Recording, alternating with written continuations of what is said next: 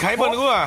พกโต เสือ ตัวนี้กับ พี่ เป็น มา ไร ว่างดิ ตัวนี้กับโต50 บาทอันนี้ กระปูแดงครับกระปูแดง ร้านกูนั่นเล็ก10 ตัว10 ตัว โอ้ยตัวนี้มันใหญ่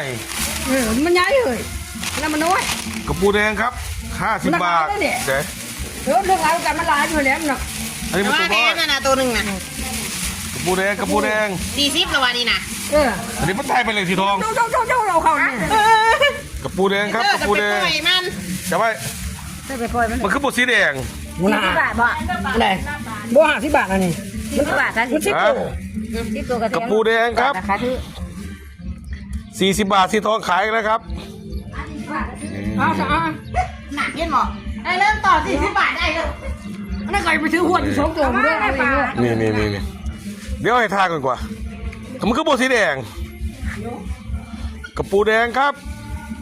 สดๆเป็นมาจากทุ่งนาครับนี่คนหาครับ เดี๋ยวมันเปิดคักแท้เปิดคักแท้ อ๋อ เมย์ทำบ่เมย์บ่ ปิดคลิป